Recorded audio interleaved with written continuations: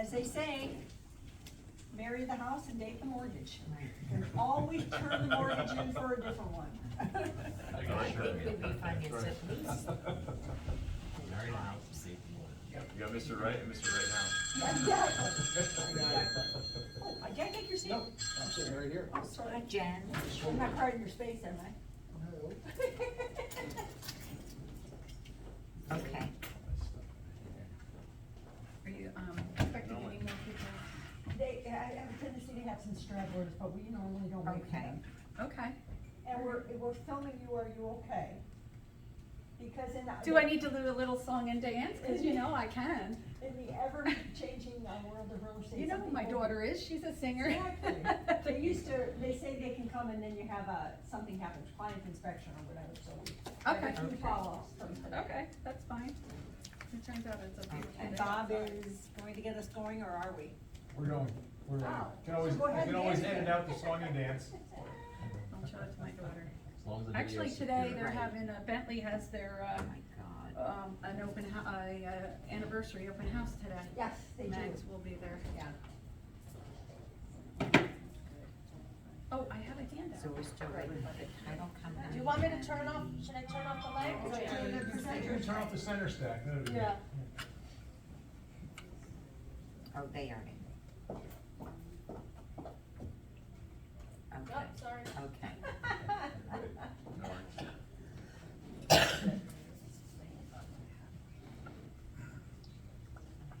Right, right. Great. It's such a- Yeah, let me hand out this little info Good, thank you so much. thing I created a Thank little you. while Yeah, back I'm that gonna move this everybody seems to closer. like. I would wait, yeah. And I did run by the house and everything's fine. And Hey, it said they Nick. aren't doing a walkthrough. Nick and I had to leave our own lunch, you know, and I said, "Here, It's one of those epic wonder ones, He's huh? in trouble. all right." We have Oh, our he's sitting right there. regional director from Colorado. Sure. She's actually here in the back talking to Richard, so she walks out, she flew up from Colorado and she's visiting all the offices around. And we can leave these here too. Yeah, of course. For anybody. Perfect, thank you. You need more, you just let me know, I'll bring them home. Thank you. Can you guys see the screen with me Yes. standing over here? Is this a good spot for me? Yes. Okay, all right, great. Well, thank you for having us today. I actually used to live 2 blocks away from here. I grew up on Knollwood Road. Oh, yeah, of course. So our family bought our first house then, and it's number 36, it's the white one with the colonial. So I have fond memories of this place. And I used to walk over here. I used to work at Ames Department Stores, if you guys remember when that was here. Oh, my gosh. That was my high school job, my senior year. And I had a friend named Roberto Castiota, and he and I, you guys remember, do you guys know, who's that singer one of the tenors that died a few years ago, the big guy? Pavarotti? Pavarotti. So my friend Roberto looked like Pavarotti. He had Oh. the same beard, he was thin though, and he would sing, he was a tenor. And so on our way home, we would sing like, he'd teach me how to sing a few opera things, so that's what we did when we walked home, because we didn't have cars back then, so. Anyway, that's a little bit about me. My name is Umut Bitlisli. I own a company called All Computers Go and Tigris cybersecurity. Tigris is a new startup that we started 3 years ago in response to all the cybersecurity events that have been happening in the last few years. But All Computers Go, we started in 2004, and before that, the company name was called AirTouch Wireless Network. So I've been in networking, I've been in computer service, and I've been in security now, and basically the Triforce. And Patrice joined me in December. All of you know Patrice. Who doesn't Yes, know absolutely. Patrice? Is there anybody here that doesn't know Patrice? So Patrice and I met at another chamber. Yeah, so I worked for another IT support company for about 8 years prior to this. They're located in Metcong, and worked with them in all aspects of the IT support side. And I was actually a computer programmer for about 14 years and a systems analyst for another couple of years after that. So I've kind of come up the I guess not ranks, but into different aspects of the IT world. And Umut and I have known each other, like he had said, we knew each other through the Morris County Chamber, probably, I wanna say around 2015, maybe 2016-ish timeframe. That we met through there, and we were on the technology committee together, and that's how we kind of formed our friendship. And you know, I was looking to get back into the IT world. I had left Navitend during COVID and was looking to go back into my passion of IT support. So I called him and said, do you know anything? And he said, yes, I need you to help me with Tigris. So I'm helping him rebrand Tigris, which we spoke a little bit about this morning in the chamber meeting as well. And so here I am. So, without further ado, we've got, I don't know, about 10 slides to go through here. At any point, if you have any questions, please raise your hand. I'm happy to answer any questions. We're gonna go ahead and get started. Yeah, so we're gonna talk about like current things that we're seeing right now, and then of course, how it relates to what you might be able to, you know, what you can do to beef up your cybersecurity and how that would, you know, happen. So of course. And I'll give you just, I'm just going to preface this with, Yeah. everybody in the company has received numerous heads up. Mhm. We have gotten everything from spamming, you know, people trying to wait for somebody to list their property. It's rampant. Yes. There's agents listing property, they Yes. can't even determine And who you it know is. about the MLS Like breach, that, yeah. right? So there was Yes, a breach. that's not too long happening, ago. not having tight threats. Our commissions account was just compromised where they were able to pull out different amounts of money and it was discovered, but it is skyrocketing. Yeah, we're seeing it every day, and we, you know, have to read all through that. And as I kind of read this morning a little bit, you know, I try to tell people, it's not fun to watch. So, all right. Okay, who here doesn't know what ransomware is or has at least heard, who here has heard of ransomware? Okay, so does anybody not know what ransomware is? Basically, It's okay if you don't. It's okay, It's because not- some people don't, and it's all right. So ransomware is basically a type of a virus that affects your computer or your data. And then you'll see sometimes you'll see a little pop-up that says, we've got your data, and if you try to open a Word document up, it doesn't open up. So what they've done is they've scrambled the data, and then they're gonna ask you for a ransom. And it used to be like a $500, $1,000 ransom, and you'd have to pay using some type of cryptocurrency like Bitcoin. And they would give you a link, you'd pay it, and then you can get your data back. They would give you a tool that sometimes would work and you could restore your data. That's how traditional ransomware started. Where it is today is big companies are getting targeted, and they're able to extract $1 million for a ransom because an entire company is shut down, and you can figure out how many dollars per hour you're losing as a business owner of that. So ransomware has gone from very small to now very big targets, and it's a huge problem because it uses the same paths that your computer normally does to access data. So the ransomware itself acts like a user and goes and copies something or goes and moves something. And basically, anybody that can use a computer has access to certain things that can be affected by ransomware. So that's why it's so prevalent. It comes in usually 70 to 80% of it comes in through an email.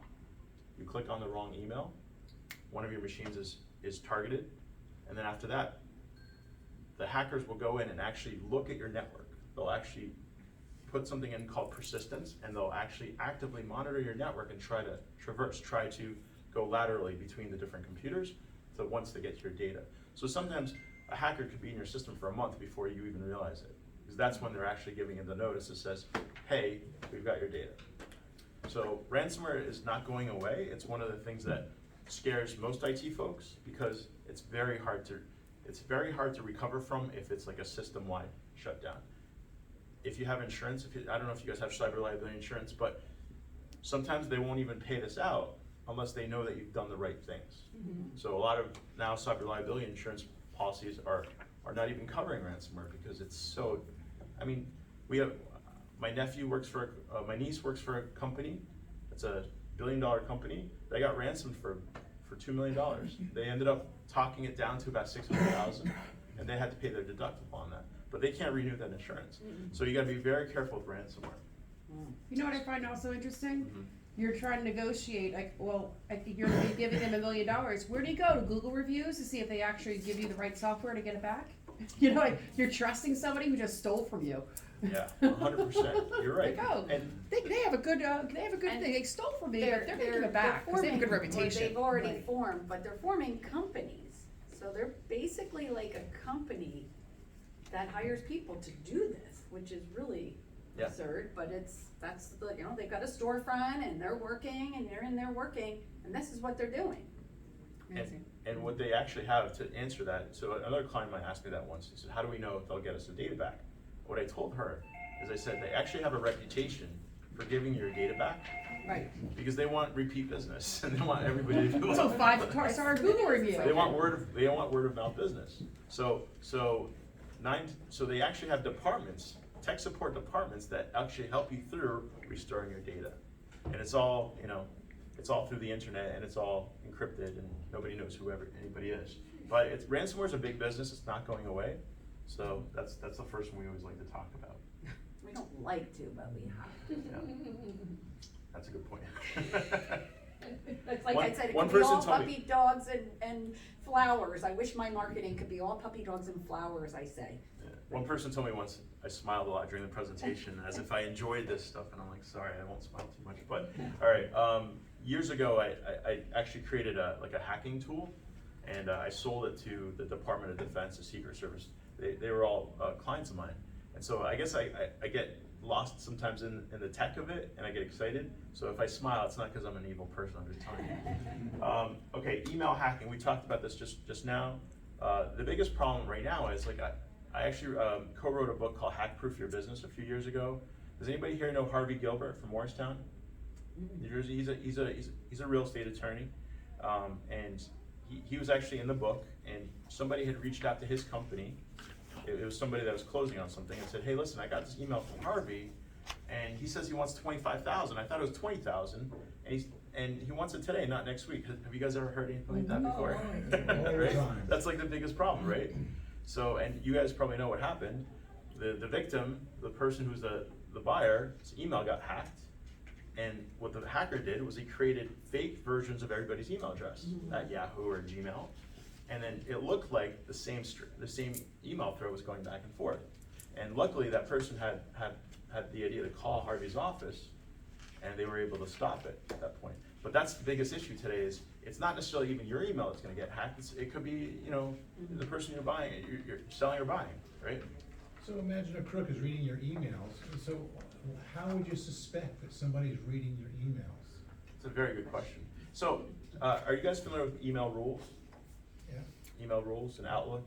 Well, yes, and Outlook I am, but if you could go into that, that'd be great. Yeah, so when you create an email rule, it's basically say, if I get an email from this person or from this company, I automatically move it to this folder, right? Email rules are also called filters in some cases. You could do it for Gmail, you could do it for Yahoo. All the web-based emails have it as well. What hackers will do is, if somebody's email gets hacked, the first thing most people do is what to fix that? What do you guys do? Does anybody know? Change your password. Change your password, right? Change your password means that that person can't get back into your email, right? Unless they know your new password, correct? Right? Ostensibly, yeah. Right? But here's the problem. What if they have an email rule they created in there that says, anytime you see an email that says, I'm stuck in Mexico, send money, forward it to this external email address and then delete that email. So a hacker, when they break into your email, they don't just look at your emails. They put rules in there that say that exfiltrate data, which means taking data out of your email system into theirs. So they can put rules in there, and if you don't check to see if those rules are there, Can you check and see the rule that was put in Yeah. there? Yeah. yeah, you Wait, can what check and type of see. rule would they put in there? So Okay. so let's say common hack, okay? I'm stuck in Mexico, please send money. Has anybody Right. gotten one of these emails? Sure, so Oh, they can yeah. actually Right. put that content in the. So they sent the email out with a subject line, I'm stuck in Mexico, please send money. So they put a rule in that says, anybody that replies to that email, I'm stuck in Mexico, send money, forward it to this external email address at Now they have other people's emails. hacker@yahoo.com. They created their, yeah. Yeah, and then delete the email. So you change your password, you think everything's hunky-dory, but you don't realize that there's people still getting emails from you, from this hacker, and only the hacker's getting it, you're not. So that's the biggest problem with if your email gets hacked, is you need to log in there, you need to look, and then you need to also set up something called multi-factor authentication. Are you guys familiar with multi-factor? Okay. That's with your phone. Could be your phone, could be an app. Could be a hardware key, which is like a USB device that plugs into your computer, like the one that Patrice. Does it walk you through the Has- process to do that though? What's that? Does it walk you through the process if you wanna do that? If you click on a tab or something? If you wanna Yes pass and it no. out, this I don't know if it'll walk this you is through. a It key depends on the process, but that yeah. is, Yeah, this is configured my Mine key has right that for here. work. to use. I could use it on my phone and I Maybe, can maybe use you it on can my pass that. computer. I'll show you guys Yeah. this key. I real have a quick. question, I have a two-factor, authorization on my desktop here, so if I log in to my email, I have to actually approve on my phone. However, that same doesn't apply to me on my Surface at home or whatever. Right. So, do you have to create two-factor for every single, thing that you're working on, for every single device you're working on? So yes, you have to. So basically, this is the problem with the password system, right? If somebody knows your password, they can get in. Right. Unless you have multi-factor. So if any account that you use doesn't have multi-factor, and somebody finds your password, either they steal it off the dark web, or they hack into your computer and get it somehow, or they go into your Chrome browser and download the passwords, they've got an access to your system. So if you're not setting up that secondary factor, you don't know if somebody's in your system. You can't know unless you look for things. Like you start looking for filters and things like that. So the key that we're passing around right now is a thumb key that actually has like a little NFC card in it. So you can use it with an iPhone or an Android phone as well, just wirelessly. Or you can plug it into your computer. And now the new iPhones coming out have USB-C, the old ones have Lightning. So Patrice has one that does both, the Lightning. So those are ways that you can sort of protect it. But you do have to set up that hardware key for either a password management tool or individually for each account. Like you can set up AOL with that thing, believe it or So not. that goes with the password manager. I tell you, like right now, I'm sitting here going, I can't use that because I'm gonna lose that. I can't even find my name badge. I put it on my. Yeah, so you can do it through a phone. Seriously, You okay. can You do it can, through a you can phone. do, yeah, you can do multi-factor. I technically use that, that's more for my financial and my banking that I use that for. I use, obviously, I have my phone, I have a two-factor, I've got another app, we've talked about Duo, whatever, but there's other apps that you can get. But in the password management system, that we use, also, there's a code in there as well that you can extract and use. You want to make it somewhat streamlined so it's not a pain in the butt every Yeah. time they do Sure. it. Right. Otherwise, people don't use it, Right. right? But at the same time, you want to understand how it works, and you want to make sure that you have systems in place, monitoring in place that tells you, hey, listen, out of the 10 people in the company, 3 people don't have it enabled. Well, that's a problem, right? So you need to make sure that everybody's on board, everybody's in the same place. Because the last thing you want is to be low-hanging fruit. Yeah. You want to be Just put them there, Nick. slightly higher hanging fruit, possibly, right? So that the hackers get somebody else. So that one's yours. and Now, this- your email rules, do you, Yeah. is there a place, in your email system, Gmail, whatever, where you can see currently what's in place Yeah. at that point? And Yeah, you if can you, always do you use just, Outlook or what do you use? Gmail. Okay, so you can go into Gmail and you can look for something called filters. Yeah, on yours it's filters. Right. Yeah. Outlook is rules. That I have, filters I have. Outlook, it's called rules. Outlook. Gmail's called filters, but they're essentially the same type of thing. They're just, do this, when you It's see this, also a do great this. organizational tool Yeah. to have. Yeah. Okay. Chamber emails go here. Mine You know, go. attorney emails go here. Okay. So, so the next thing we're gonna talk about is where you plug your cell phone in to charge it. Right? There's a cable I have. I don't have my bag with me. I forgot my bag today. I forgot a bunch of things today. I forgot my laptop. That's why Patrice is using hers today. But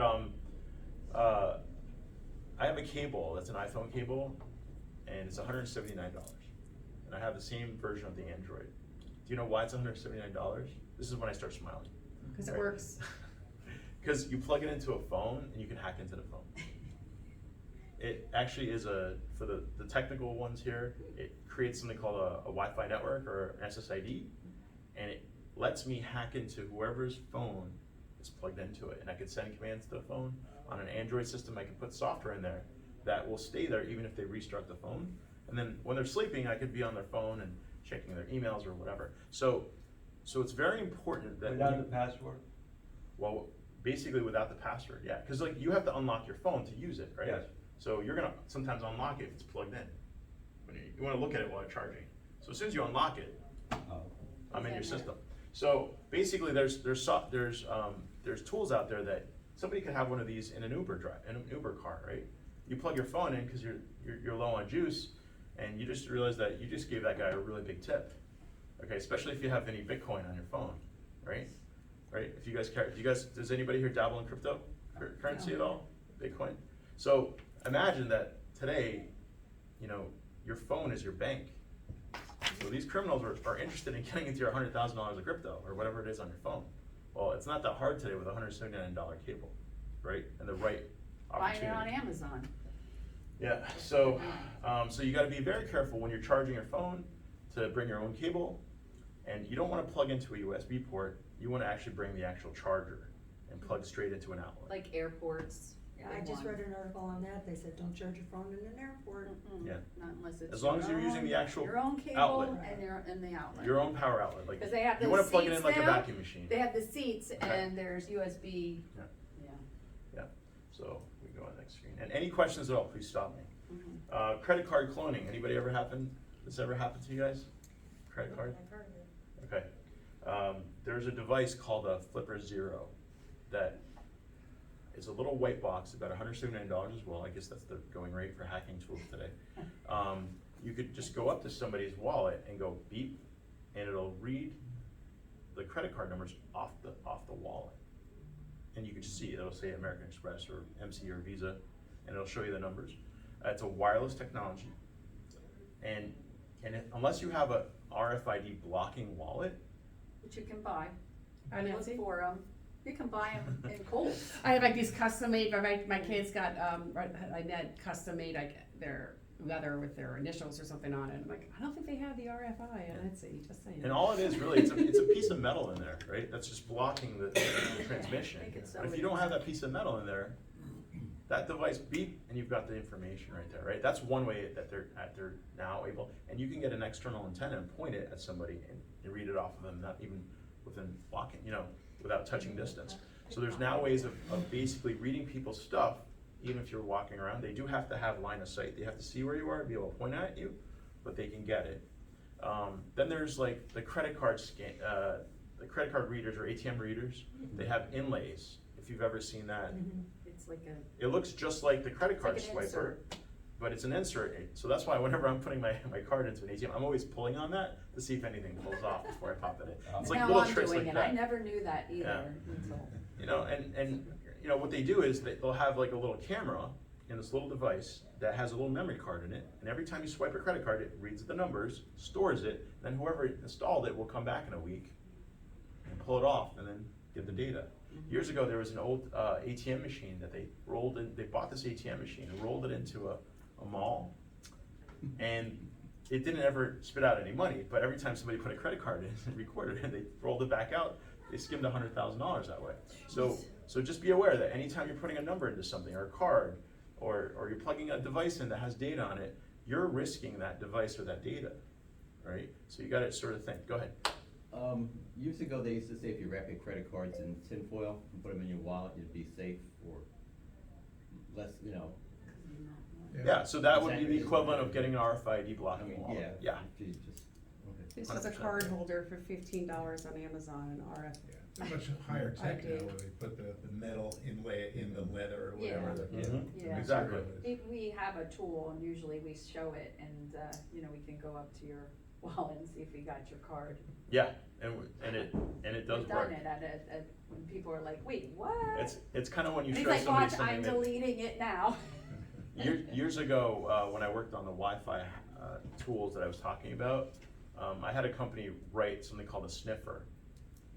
You guys remember when Wi-Fi came out? It was like 2002. Yeah. Right? So I went to a security conference called SANS Institute. It was in Washington, D.C. I think it was Washington, D.C. or it was, I forget where it was, but it was the Mayflower Hotel. Wherever the Mayflower Hotel is where it was. Okay. So we were there. I had a good friend of mine that used to do stuff for the NSA. And we go there, and I throw open the software, and we're in a room, just like in the lobby, with a bunch of cybersecurity guys, before Wi-Fi was a big thing. And I ran this sniffer, and I went up to the guy, I said, "Is this your email password?" And the guy turned white. And I remember the password had an exclamation at the end of it, that's how I remember it. But the problem was that these guys were security guys, but they were used to the old style of plugging into your network where you plug the wire in, right? So unless you're plugging a wire in, you can't sniff their network. Well, I was sniffing their network on Wi-Fi, right? So today, when you're in a wireless technology, any type of wireless technology can be listened to and it can be emulated. So this device that I was talking about called the Flipper Zero that Patrice was mentioning, you can listen to a wireless device and you can clone it. So if it's a hotel card key, or if it's a garage door opener, or if it's a Tesla, you can push a button, you can turn the TV on with it. You can, anything wireless you can clone and repeat. And all wireless technology does is it listens for something, just like a dial tone on an old payphone. If it hears that dial tone, it makes that call. If it hears that, not the dial tone, like the 25-cent sound and the 10-cent sound, it goes that sound. So technology is not really intelligent in the beginning. Right. It's pretty stupid. You tell it what to do, it does it. You tell a computer to format the hard drive, it does it. It doesn't think, right? We have to think. And we have to put in, now with AI and things, now we're starting to do a little bit more thinking, but the point is that technology is insecure by default. It always has to be first, then you secure it. And what we're in the business of doing is securing technology. And educating, so that you know. We got the name. Okay, so lookalike domains, anybody know what that is? It's just a website that looks exactly or almost exactly like your website. There might be one letter that's using a number instead of a letter L, or a letter L instead of a number, and it looks just like your website. You get an email from that, you think it's somebody from your company, but it's actually somebody purporting to be from your company. So you gotta be very careful for that. There are tools that you can look up. They're called lookalike testers, and they'll actually create lookalike websites for you to look at. We have a tool that actually tests that and shows people if there are any that are actually made. So, Move on. yeah. Tech support scams. Oh, I get them constantly. Yeah. all day long. Microsoft. My mom called me once. I mean, my mom, sorry, I was in the room with my mom. My mom's got a tailor shop in Chester, Right. right next door to us. And she hands the phone over to me because my mom doesn't know technology at all. She has an iPhone and she has an Apple TV and she does YouTube, that's By it. She the watches. way, she has a watch too, Yeah. and she's really into it. She likes Turkish television, the novellas, that's what she does, nonstop. You walk into her office, you'll hear a Turkish novella on her iPad. So anyway, she gets a phone call, says, hey, and it's a tech support scammer, and he's saying, hey, we're getting this error we're Microsoft, are getting this error from your IP address. Does anybody know what an IP address is? Okay, what's an IP address? Oh, you know, like the technical term? Yeah, what is it? It's where your computer does. It's a device address, Okay. okay, for a network, for a router, whatever. Okay, great. Computer, So phone. that's it. It could be for a device, it could be for anything that's on your network, okay? There's two types of IP addresses. There's internal, which means inside of a building, and there's external, which means the one IP address that your whole building uses, right? And what a router does is it takes that one external IP address and splits it into 250 or so internal IP addresses, just so that we can all share the internet and be on the internet at the same time. So an IP address is essentially a phone number for your computer or your device, okay? So the guy calls up and he says, we're getting this thing from your IP address. I said, oh, okay, that's cool. What's the IP address? He goes, what? I'm like, yeah, just tell me what the IP address is. He hasn't It's gotten like- that far in the scam. He must be new, he's a new hire. And the guy tells me this IP address, which can only be internal, right? So I'm a tech guy, I know that stuff. I just kind of explained to you guys what the difference is between an external and internal. But that foiled him, right? So people will try to confuse you. They will try to get you to do something that's urgent. They'll even call up now and say, hey, your grandson's in jail. These are like really getting bad. Leave They're them getting- there. Huh? Leave them there. Exactly. So Thank God. Yeah. He needed an intervention. I love it. I love it. Can you keep him there longer? Yeah. So, We're going on vacation, we don't have to worry about feeding him. but we've kind of spoken to we've gone to like elderly groups as well, and we said, listen, we want to make sure that there's no tech support scams that are taking advantage of, because people have money, especially when they're older, right? And they want your Or they money. don't, but Or they they're don't. gonna give whatever they have. Right. That's My mom got that key. phone call, and she thought that she heard my nephew's voice, and she started to cry when she found out about it. She actually believed it, and I wasn't around. She called my sister up, and my sister's like, call Johnny, he's my nephew. Call him, just make sure he's okay. And then she did that, and he was okay. But he never picks up anyway, that's another story. But the point is that, like, today, what they want to do, whether it's ransomware to get money for you for your data, or they want to get you to just basically give them some money. So It's how an are they gonna do that? it's an emotional, they catch you on your emotions, right? That's what scammers do, they really, pry on that emotion of what they're going to do. We have a lot of clients that will call us, or, you know, and say, hey, I got this call, is it legitimate? Or I got this email, is it legitimate? And that's great that they're actually now starting to realize it, because that's what we're trying to do. So we're trying to educate people. So it's okay that they didn't act upon it, but they're asking, is this legitimate? Is this a real thing? What about, it's hard in real estate because you're supposed to answer your phone, but they say, if it's a phone number you don't know, don't answer, because they can record it. They say, is this so-and-so, and you say yes, and then now Right. they've got the yes recorded. Is Yeah. that? It's happening. Yeah, is it, AI. so Mhm. I basically don't answer my phone. They'll call me What back. I do is I'll, if I don't recognize it, I'll answer it, and I will not say a word. Okay. I don't say anything, I just answer it. Okay. And I wait, and I wait, and if they're not connecting with me within like a couple of seconds, Yeah. I just hang up. So Yeah. usually it's like, you answer the phone, usually we go, hello, this is Patrice, or whatever, right? That's my usual, right, go-to, but now it's just, if I don't recognize it, it's this. And if they're like, Patrice, are you there? Or hello, it's it, you know, if they're not doing that within like seconds, I'm just hanging up, cause I'm not gonna give them Yeah, that. cause it's like, that's another thing, that now they You're right. But- use your voice. But as we go to more video marketing, I can be saying yes on a video, they can just go on YouTube or Facebook and find it. Yeah. That's Which brings true. another question, and I don't know how this works, is all these hackers on Facebook or Instagram going, you know, they're always like, if you're a male, you're getting some female who's single in San Diego with 3 pictures who wants to be your friend, Mhm. and vice versa. Like, you know, you got these weird people, and then they're like, hi, how are you? And they wanna have a conversation with you. What are they trying to do? This is a good question. So they're normally trying to befriend you on some type of social media. Right. Once they befriend you, they've got 2 things. They've got your other friends, and they've got you. If you say I'm going on vacation, or I'm on a flight to so-and-so, well, now they know that you're not necessarily at your house. Right. So there's actually an instance where and this blew me away. This lady got scammed. They said, we need money, we need to come to your house to pick it up. Yeah. They actually sent somebody to go and pick up the money at That her was on house. TV. Yeah, you heard about that, right? So the internet is, you know, you can hire anybody from the internet and do anything. There's websites out there where you can put hit jobs on people, right? And if you pay with cryptocurrency, it's not traceable. So like with Silk Road and all of, so today, we're in a completely different world than we were 5 years ago. A year ago. Yeah, it's Yeah. just, changing and you so have to rapidly. educate yourself on all the social engineering that's out there, the emotions, not sharing, and we go into a little bit of that too, coming Yeah, up in a little yeah, bit. and this, like, human trafficking right now is a Yeah. big problem. What they'll do is they'll grab these young men, and they'll just beat them, and keep them in a room with bunk beds, and they'll make them actually scam people. And if they don't do the quota that day, they get beaten.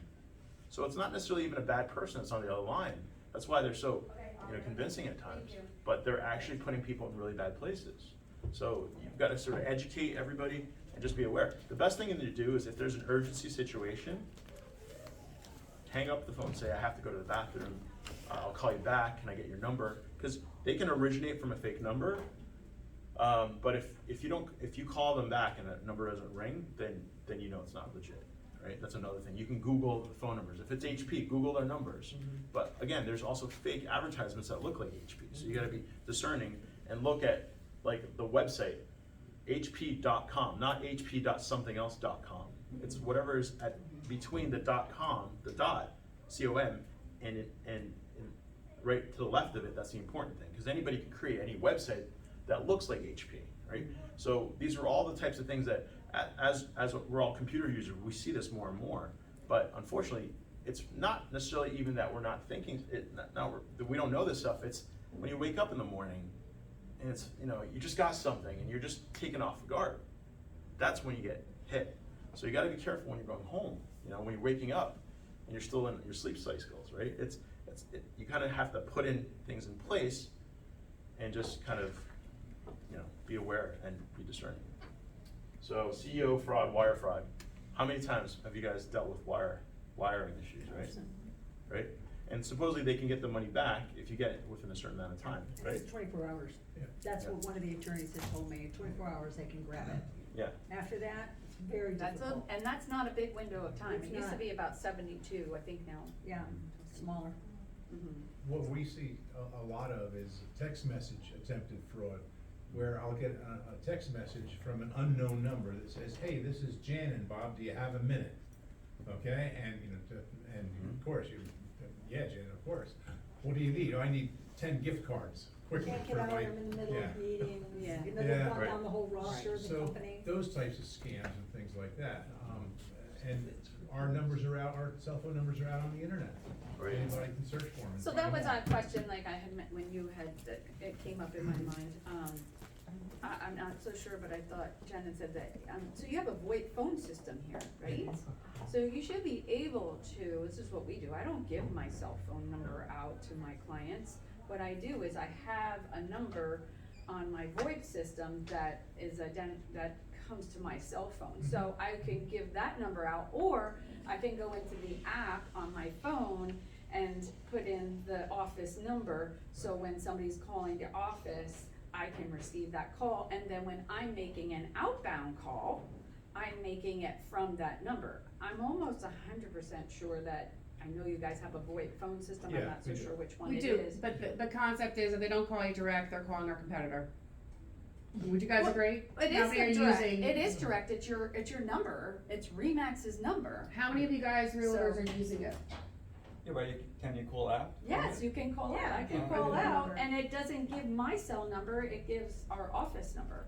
And I have 2 of them, actually I have 3 of them. So I'm just, I'm just throwing that out there, that you might wanna explore your, telephone system a little bit more, so that you're not giving your personal cell phone out, or maybe you wanna get 2 cell phones and just will use one for work, which to me is a pain in the butt, because when I first started with Hamoot, he said to me, do you want me to get you, your own cell phone for work? And I said, no, just give me an extension on the VoIP phone. So I have my own extension, and it actually gives me my own phone number, they're on my cards. You can text message as well with the system, so you can even receive and send text. So But, yeah. but the point is this, they're still gonna get these scam Yeah, they texts on still- their they personal are. numbers. Right. So I think that the important thing is, look for a link. If there's a link, if they're saying, hey, your UPS order isn't able to be shipped, I get these all the Oh, I time. get that all Yeah. the time. So that's one thing, right? So if you respond, you click on the link, you're in trouble. But there's another thing they're doing. If you respond at all, they're able to triangulate your location through the cell phone towers. So if I'm a spy and I wanna get to you, right, and I wanna know where you are, I'll send you a text message. And then if you respond to it, I could look on a map and see where you are physically. So that's like, whatever, that's Mission Impossible type stuff. But the point is, you have to understand how the technology works to understand how they can exploit it to take advantage of people. Okay? Bad USB, rubber ducky. You're walking on the street and you see a little flash drive that says, maybe it says Weichert Realtors or Remax, or it says nothing. You take it in, you plug it into your computer, and now your entire network has ransomware. That's how they get in. So curiosity killed the cat. So you don't want to just be plugging flash drives into any computer. You want to make sure that what we do for pen testing is we'll do that. We'll actually go to a company, we'll drop a few outside. We'll see who falls for it. We'll send people emails and see who falls for those emails. That's how we test people, is see if they're actually needing more education or not, right? So, but we're doing that as the good guys, right? But the bad guys are just doing it, right? So you gotta be careful with anything you're plugging into your computer or anything you're plugging your devices into. This is kind of what Tara, I guess, was talking a little bit about, right? Yeah, so what they're doing is when they're trying to befriend you on Facebook, let's say, they're trying to figure out information about you. When's your birthday? Is your birthday on your Facebook profile? Is your cell phone number on the Facebook profile? Okay. Happy 50th, now they know what year I was born. Uh-huh. Yeah. 100%, Yeah. right? You know, or maybe they're looking at, God forbid, What's- pictures of your kids. Maybe they're wackos, What's the right? first concert you went to? Right. Well, I used to be scared about my daughter posting, putting pictures of my children, but Mhm. then I saw their accounts, and I'm like, what am I afraid of? Yeah. That they're, and also that age really is the least, they're not really using that, they're not using Facebook. But one thing I wanted to talk about on Facebook, and the most current thing I've seen is that, the scams that are in, say, another, page that you like it could be in the chamber page, right? So, somebody forwarded, hey, this dog, got hurt, and you can, do you know this dog's lost or whatever? And then at the bottom it says, boost this post. I'm sure, have you seen this? Where it's, right? So. Oh, and then share it with people? It's a scam. You look at the person who posted it, they don't have any likes, they don't have any friends, and you know right away, right, that it's a scam. But that's not part of the scam. The scam actually is that and I've fallen for this, and now I don't do it, is that when you reply to that person or comment on there, hey, Tara, just so you know, that's a scam. Now that comment is made by my profile, and obviously I kind of have a lot of privacy settings on my profile that, kind of deter a little bit of that. But if you don't, now they're looking at you, and they're looking at all your friends, and they're trying to, and then they'll do it to you, and it'll just keep happening over and over again. So the comment is where they're. Yeah. But and then, the whole I've been hacked is kind of crazy too. Or have you seen the one, guess who died? Yeah. Have you seen that as a Yeah. messenger? Horrible accident. Yeah, you click on just it, click that and on. before you know it, you're sending the same thing to all of your friends. Now they're falling for it, right? So you gotta be very careful. Like if you see one of your friends get hacked on Facebook, don't message them through Facebook. Give them a call on the phone and say, hey, listen, do you know your Facebook is hacked, right? I just did that right before we started the meeting. I screenshot it and I texted them. Excellent. Did you know she goes, is this you? She goes, nope. She's Yeah, like, I've been hacked. Obviously there's a lot of people on social media, and they're doing a lot of stuff on social media. It's just making sure that you are aware of what you are putting out there, because then you get somebody who's like, hey, I know you. You graduated Mount Olive, right, in 1982? And I just told you when I graduated Mount Olive. And they're like, oh, remember me? And you're like, do I know? I'll just friend them. I guess I do. And yeah, so it's like those sort of things. Like there's so many people out there that will send me friend requests, and I'm like, do I know them? How do I know them? Yeah. So I have a website, Tigris Cyber, and when anybody goes to my website, I have a little chat program on the bottom of it, okay? But if you guys were to go to my website, Tigris Cyber, right now, my phone would start beeping.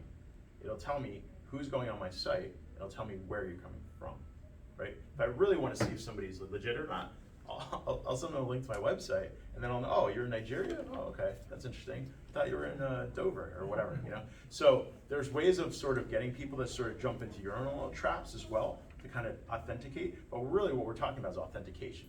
So you got the multi-factor, you get the phone call, you get the in-person. These are the type of things that you need to try to verify before you trust anybody. So it's verify, then trust. And Facebook does have the multi-factor, and you should have it on. 100%, yes sir. Can you see me where I am if I'm using VPN on my phone? Not necessarily. I'll know, it'll show me that you're wherever that VPN is. So if that VPN's to China, it'll look like you're in China. Okay, that's Yeah, fine. it's a good question, yeah. Yeah, that It's is. a good question. Also, there's other ways. VPNs are old technology. Today, we use a system that actually can give everybody in the company the same IP address. So you could be anywhere, they could be anywhere, and it'll all look like it's coming from the same company. So there's ways of doing that as well. So, and it's just a tool, it's like a VPN, but it's not. And it gives the entire company one unified connection to the internet. And this way you can also block things that way. It's called Zero Trust. And it's a platform where it's like a system where you can say, I only want people to access this that are here. Or I only want certain people to access Amazon Web Services. So there's ways of sort of like protecting that. I'm sorry. No, I was gonna say, don't they encourage you to use like a VPN? So if you go into a Starbucks or something, you can use your own VPN? Yeah. Are you saying this is in? So that's called a privacy VPN. There's Right. VPNs for Okay. different purposes. Okay. The problem with VPNs is this: who are you actually VPNing with? Because whoever you're VPNing with can see what you're doing. So if the VPN company is based out of China, do you really want that? So sometimes you need to think a little deeper and go, who is it that I'm giving my money to? And you guys are familiar with the freemium products? So freemium means, like Gmail, how much money does Gmail cost? It's free. It's free. So when something's free, you're the product. Have you ever heard that before? Yeah. What about if you pay I pay $20 a year for some upgraded features? You're still I'm getting still some free. things for free. There's G Suite, which you probably use for the company, right? Which has a little bit more privacy. But I've had things blocked on my Gmail account because I know they're looking at my emails. So the last 3 years have been an interesting last 3 years, right? So the point is that like anything that's free is a freemium product. You are the product, so just remember that. There's no privacy there. So if you pay like, what is it, NordVPN, what is some of the VPN? I mean, if you pay, I haven't, but if you pay for something like that, then that's more protected. As long as you know where that VPN is It's more out. protected, but a VPN essentially what it does is it creates a pool for you of other people, and you're using one of those other people's internet connections or locations, right? But anybody that's on the VPN is essentially, it's like as if you're wired into a network. Anybody that's in that VPN can kind of sniff stuff. So when you go to a Starbucks and you're on Wi-Fi, right, you're in a network with other people. So that tool that I was telling you about years ago, the sniffer, a sniffer can sniff those things.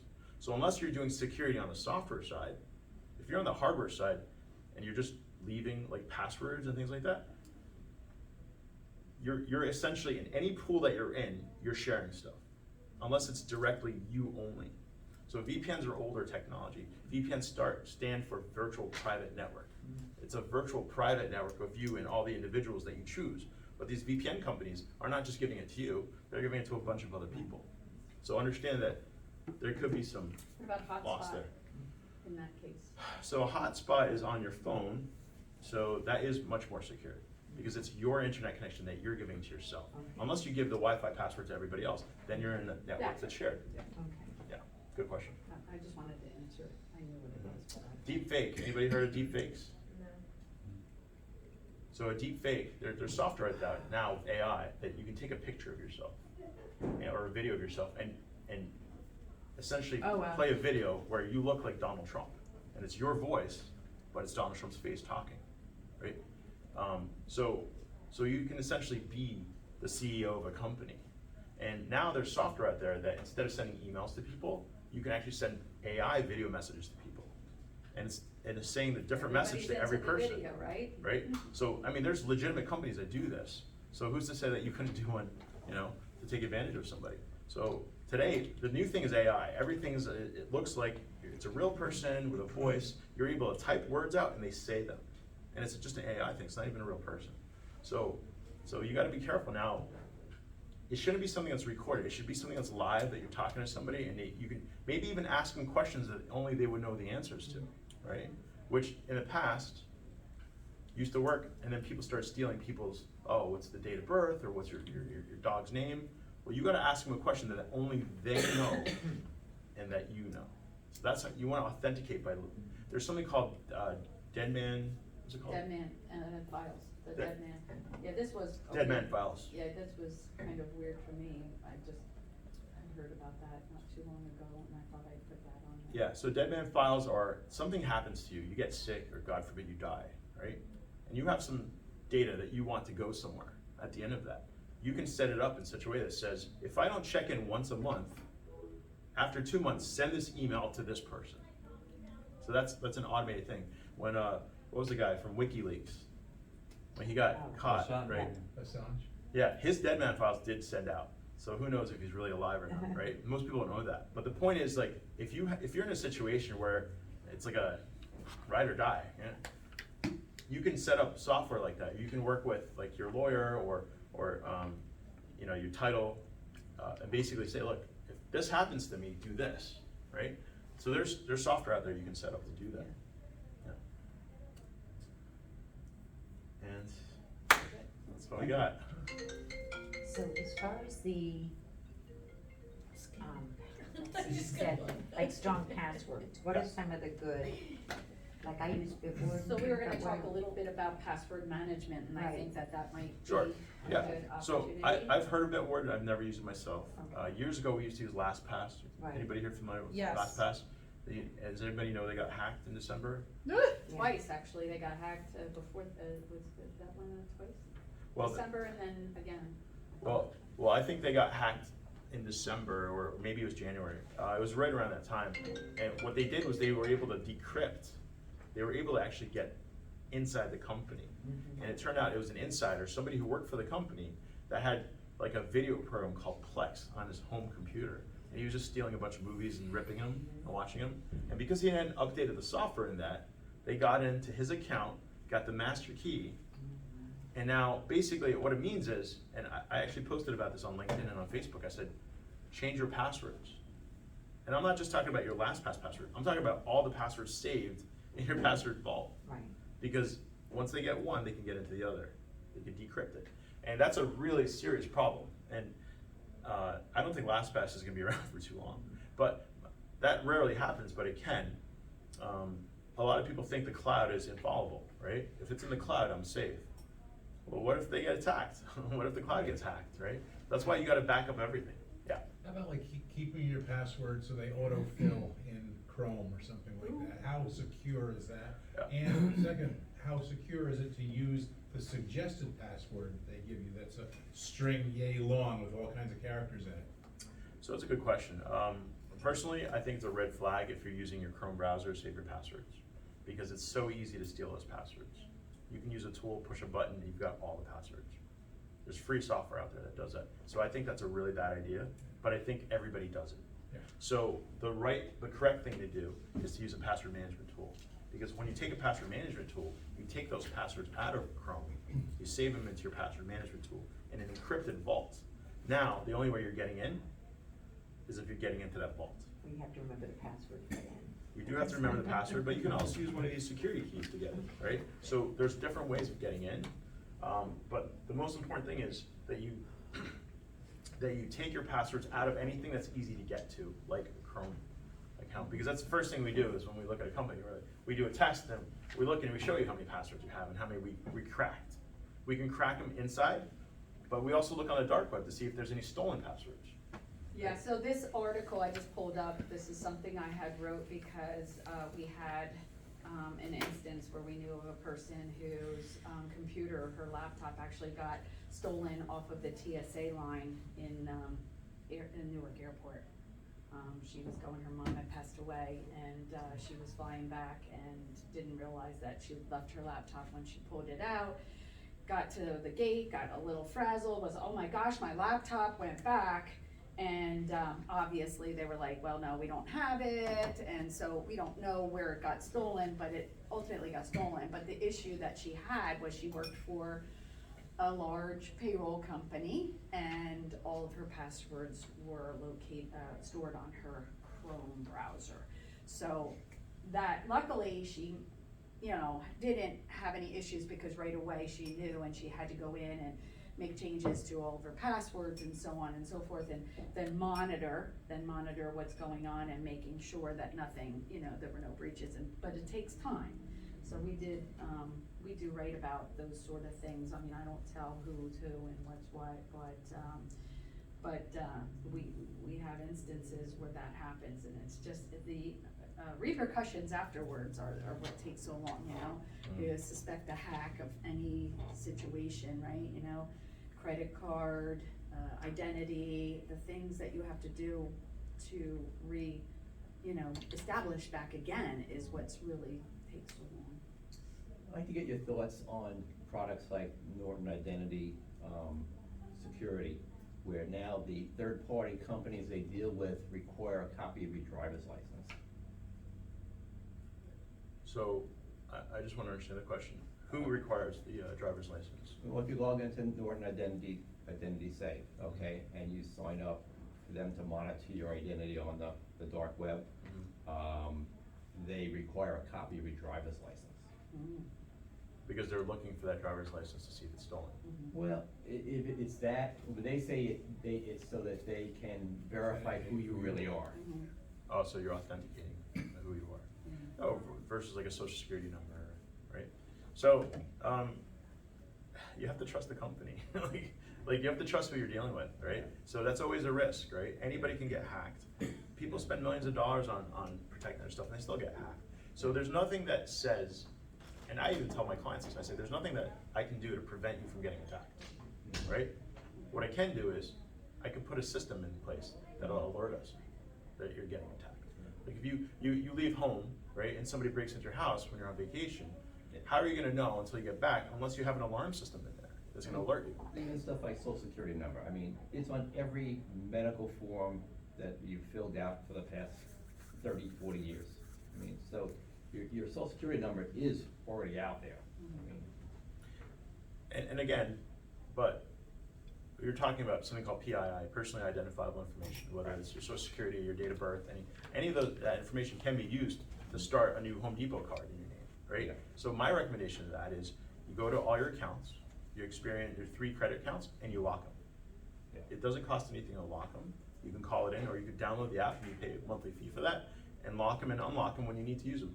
If you're locking them, there's the reason Experian doesn't want you to lock them is because they want to be able to sell your reports to somebody. Mhm. If you lock them, they can't, right? So that's why they don't recommend it but they'll charge you $15 or $25 a month to do the Experian app and give you the convenience of doing it. My recommendation is, $9.95 now.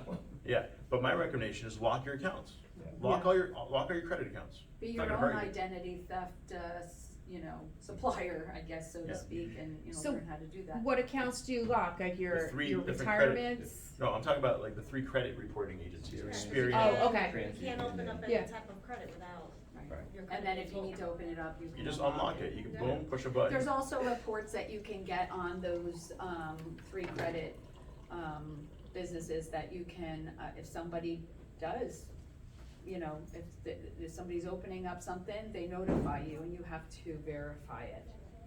Yeah, it's a really good question though, is you need to sort of like, kind of put those places in Yeah. place. And I know it's like around noon, so I don't know if you guys have any more time. We can spend a few more minutes if you guys have any more questions, so. I have like a static, I don't pay for it anymore. I bought like a security password program before the pandemic with Scott, the guy, Scott with 1T. Do you remember him? You guys? Yeah. Anyway, I paid like $20, it's only on my laptop. Those were all my passwords are. So if I don't remember it, oh well, it's not that important to me. And I do have a couple of thumbprints here. It's old. I can't use it as much anymore. They're not really supporting the software anymore. What software should I get? What would you recommend for a realtor for a password protection program to keep my password secure? So I can tell you, we used to use LastPass. We use a program called Password Boss, which we renamed as Password Loss. It was really bad. Don't do that one. Yeah. A lot of people use 1Password. That's a really popular one. What we do internally is we use a program called Keeper Security. Keeper Security also, but we don't just use the password tool. We actually protect the tool with another tool. Because the problem is if somebody knows your password to get into your passwords, then they have your passwords. So we actually use a tool called Duo, which is a Cisco product, and that protects Keeper. So we do this for companies and we do this for individuals as well, where we'll actually set this all up for you. Because the problem is, you want to make sure, you want to keep all your eggs in one basket, but you really want to watch that basket. You don't want anybody else getting into that basket. So that's what we do for our clients. So basically, our password manager that we use has a 2-factor authentication, as Moot mentioned, a product called Duo. Yeah. And I will tell you that at first, it was kind of cumbersome and difficult, but now, I always tell the story, now I can't imagine my life without it, because I only have to remember the 1 password to get into my Keeper, my password manager, that allows me to set up all of my apps and everything. And there's also 2-factor codes within Keeper, so even if somebody should, somehow know that strong password that got created of whatever, if they hack that, they still have to have the code, so they would still have to have a 6-digit number that, Keeper is creating for me. Yeah, that's Well, the they would one have that to I either use get, is they would either have to get her key, you'd have to get a hand this gets on her into key, there too. or they would have to get her phone. Because when she logs into Keeper, her phone goes boop. Are you trying to log in? Right? So it's an alarm system, right? It's a doorbell. Now, I if have that's to- not you, what does that mean? If Somebody's trying to hack in. So that's And- why, you know, you gotta Yeah. put in alarm systems in place, Yeah. so that you know somebody's trying to get in. And And we if you don't have that actually- visibility, We How do actually you had know? that happen, when I started, I guess it was maybe January, February timeframe, it was like 11:30 at night, and one of our apps, I was getting ready for bed, and my phone went ding, ding, ding, what's the, you know, here's your 6-digit code or whatever to get into that app. I'm not going in there, and somebody's trying, so I called him right away. Yep. And you're like, well, don't, you know, you're good. So I had that. So whoever was trying to get into that could not get in. They couldn't get in. I think it was further. Tim, We but, we kind of Yeah. know who it was, but Tim actually worked for us, Talk so. that. So you wanna put in alarm systems in place that alert you, hey, it's like you wanna really protect that basket. And that's what we recommend, so don't just use one tool, we like to use layers. One tool gets hacked, they can still have to hack through the other layers. Layered security.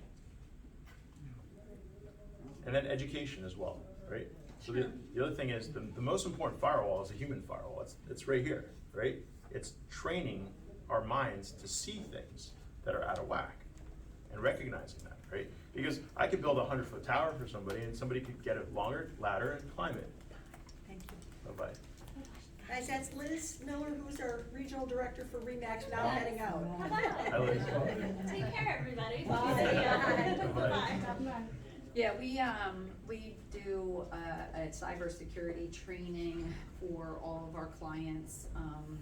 We use a couple of different tools that we do that for, and we even do where we set out like the pen tests, as Amud says, and send the emails, and we give, there's a company we use, a third-party software we use with like a video that will send you a video once, I think it's once a month, I'm not Yep. so sure.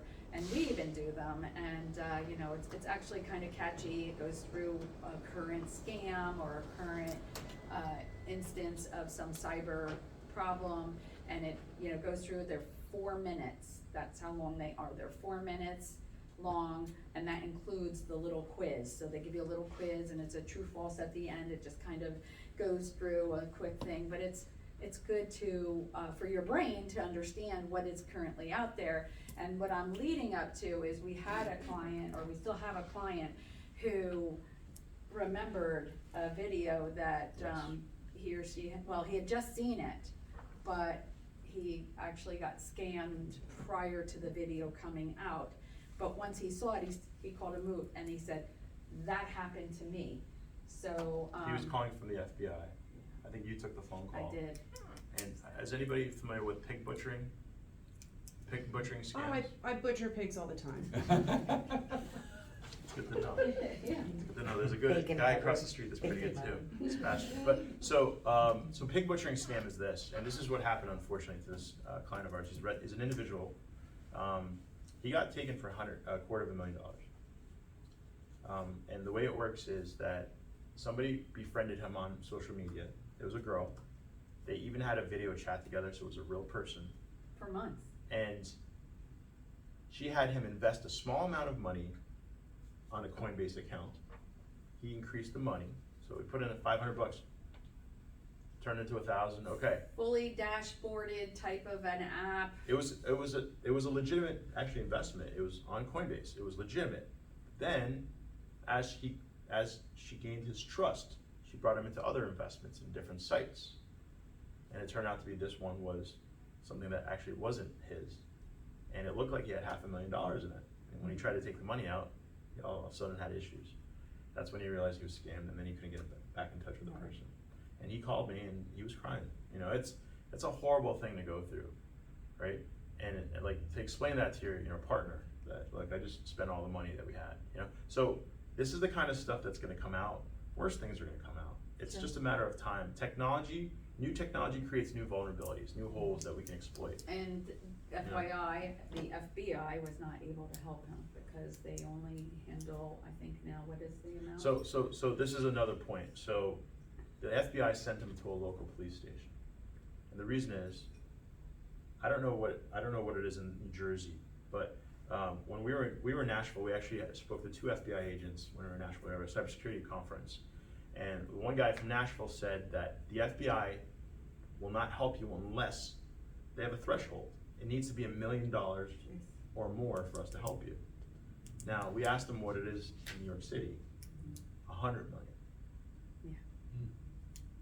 Because of the New York. incorporate business, I guess, the ratio. of So they're that. gonna send you to the local police station if you're in New York. And It's it- not, but if it's 95 million, Yeah. they're like, forget it, we don't have time for you. We have too many other people we have to help. And if you So go can to you the imagine? police station, they said, technically, and I don't know how true this is, but they said within 72 hours, they might have been able to help get it rectified or whatever, but if it's after the 72 hours, and that's why it might even have changed since then, they can't even, and chances are, it's not even in the United States, it's somewhere, it's out of the country, and they're. I mean, if it's we have no cryptocurrency, They have no access to that. cryptocurrency is hard to trace, right? So, We just had somebody, I had an agent just call me, it's multiple offers, and one of the offers is,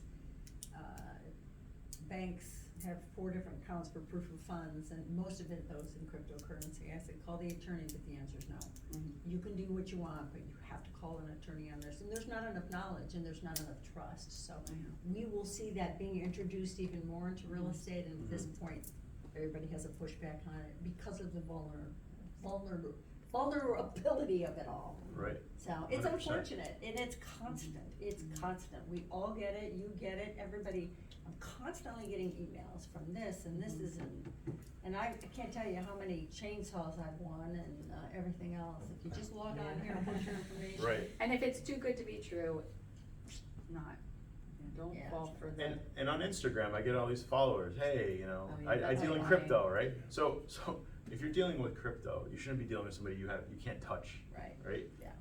I'm not against cryptocurrency. I've invested in cryptocurrency since 2017. I lost a lot like a couple of years ago, but I did all right. I still have my Bitcoin, it's still doing pretty well, right? So cryptocurrency might be a future option for all of us, right? Or even a present option, but it's how do you access the crypto? Is it on your phone? Is it on a hardware key? Is it on your computer? Well, a computer can be hacked. A browser can be hacked. If you got your passwords in Chrome, guess what? I can get to not only can I get your passwords, now I can steal your Bitcoin. That's a problem, right? So these iPhones are safer than computers, honestly, they are. Like, if you have an iPhone, it's a lot safer than a computer. It just is. Because the software that is available on this can only come in through the App Store. You can't install software from a website on How this. about Android? Not as safe, but it's gotten safer. In the past, Android was a Java-based application, right? So what that meant was that you could go to a website, install an app right on your Android. That's a huge security risk, okay? They've gotten better. But the problem with Android is this, and this is just my personal complaint about it. Android software is written by Google, but the hardware is made by Motorola, Samsung, and the others, right? Well, the nice thing about Apple is there's a problem with engineering. Engineering just knocks on the door of the software. They go, can we figure this out? It's the same company that does the software and the hardware, just like BlackBerry was. It's more secure because of that, in my opinion. It's a better product. Plus, the other thing is, if I want to push in a security update, Apple is across the same. But with the hardware manufacturers for all the different providers, even Verizon wants their hand in it. Well, now it's like, well, we have to go through this revision to update this before we do this. So there's too many cooks in the kitchen with an Android system, in my opinion. Would you say the same thing as far as a regular laptop versus an iPad? They're starting to converge, but when you say a regular laptop, are you talking about Mac or PC? A PC. So PCs are definitely less secure than Macs. Yeah, for sure. I mean, 100%. I have both. Unfortunately, I didn't bring it today, but I have a Mac laptop. I also have a desktop. I have 3 desktops that are all PCs. You know, I like to have a desktop wherever I work, and then I like the laptop on the road. I have an iPhone. I have an iPad as well. So I have to be in both worlds, but out of the box, the Apples are safer. But you can make everything more secure. Again, these tools that we're talking about work for Android and they work for Apple, right? So there's no reason that you can't be secure with whatever you have, but you just have to educate yourself on what the options are and what's available. Okay, cool. All right, was this good? Yes, Yeah. right. Helpful. Thank you. All right. Unnerving, but Thank it's you. great. Unnerving, sorry. Should have brought some vodka. So, yeah. Tomorrow, 3 to 5. Tomorrow afternoon. Moscow mules are drinking. Tomorrow, yeah, I'll be coming back, I think, tomorrow. But yeah, if you have any more questions, or Yeah. if you want to talk a little bit more about password management, Absolutely, Keeper yep. app. I did mention you weren't here, you had to step out. I know that you guys have a VoIP phone system. There might be something that you could dive into a little bit more so to help maybe your agents not get their And we got personal that through phones. Courtney. running Yeah, it. yeah, definitely. Great. I haven't seen him in a while. I think he went. I think he's traveling. Yeah, I think so. Oh, yeah, he's in Germany. Is that Is right? he? Yeah. Okay, so we can reach out to you with questions. and Anything, yeah, other things that absolutely. you Go, have from- our website, I think is on here, yep, tigercyber.com. We blog, I rate all those are from me. We're right in Chester too, if you ever. Yeah, we're right in Chester. We're by appointment only right now, Yeah. but We're right trying in to Chester. redo our office, so we're in the process of rebranding. I changed my wife and I email that we use for banking and stuff last year. Okay. I just did a little,